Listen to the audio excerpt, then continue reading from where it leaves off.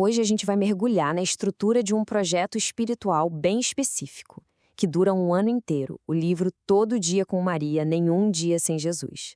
A proposta dele é ser um roteiro detalhado para uma jornada de transformação pessoal ao longo de 365 dias. Para começar, vamos direto para a frase de abertura do próprio livro. Essa citação já define o tom de tudo. A promessa não é só de oração, mas de uma mudança de verdade, apresentando o conteúdo como um mapa mesmo, um guia para essa jornada interior. E aqui está a metáfora central que sustenta toda a estrutura. O livro não vê a vida cristã como uma corrida rápida, um tiro curto. Não, ele a descreve como uma maratona de amor. E é isso que justifica essa abordagem de 365 dias, tratando o crescimento espiritual como algo que exige resistência e, claro, perseverança. Então, vamos para a primeira parte para entender a premissa fundamental por trás desse mapa. A ideia é que o livro se posicione como um guia estruturado, um passo a passo mesmo, para o desenvolvimento espiritual ao longo de um ano. O interessante aqui é a distinção que a autora faz. A proposta vai bem além de ser só uma coletânea de rezas. Ela é apresentada como um método, sabe? Um roteiro sistemático com um objetivo bem claro: cultivar virtudes e provocar uma mudança interna, gradual, dia após dia. Certo?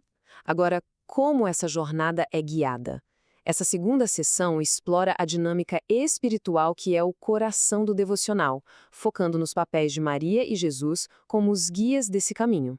Aqui o livro mergulha num conceito teológico bem importante: a ideia de Maria como o molde de Deus.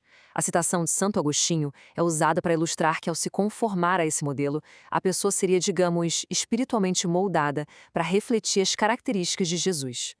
E isso aqui ilustra um ponto crucial. O devocional bate muito na tecla de que Maria não deve ser só admirada como uma figura distante. A proposta é outra, é vê-la como uma mestra, cujas virtudes e ações devem ser ativamente imitadas no dia a dia.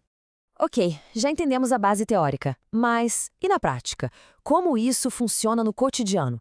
É exatamente isso que a gente vai ver agora, detalhando como essa jornada gigante é dividida em passos bem práticos e fáceis de gerenciar.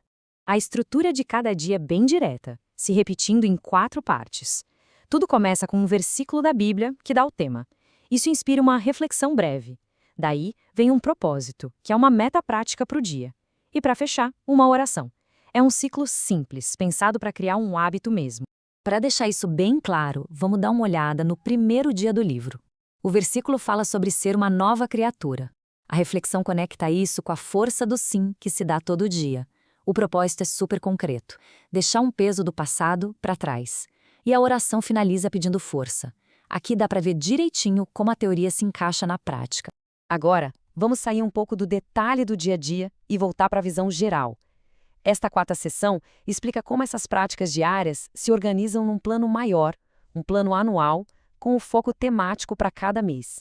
Este slide dá uma amostra de como o ano é montado tematicamente. Cada mês tem um foco, como vida nova bem no comecinho, ou fé e perseverança logo depois. O ponto principal aqui é a progressão. É ir construindo uma virtude em cima da outra até chegar no tema final, que é santidade e eternidade. E depois de tudo isso, a gente chega na nossa última sessão. Afinal, qual é o destino? O que se espera como resultado depois de passar por esses 365 dias de prática espiritual disciplinada? Então, a pergunta que fica é fundamental: por que um programa tão estruturado assim? O livro não deixa essa resposta no ar, não. Ele aponta para resultados bem definidos, para quem decide percorrer esse caminho. Se a gente analisar as orações e as reflexões do livro, os objetivos ficam bem claros. A busca pela santidade e pela transformação pessoal são os focos principais, dominando a intenção. Logo depois, vem a conquista da paz interior e, finalmente, a capacidade de ser um reflexo do amor de Cristo no mundo. E, para resumir tudo, a grande aspiração do devocional é essa: que, ao completar a jornada, a pessoa se torne um farol de luz e um refúgio de paz. Uma meta que, no fundo, encapsula todo o propósito de transformação e deixa uma visão bem clara do que se espera alcançar.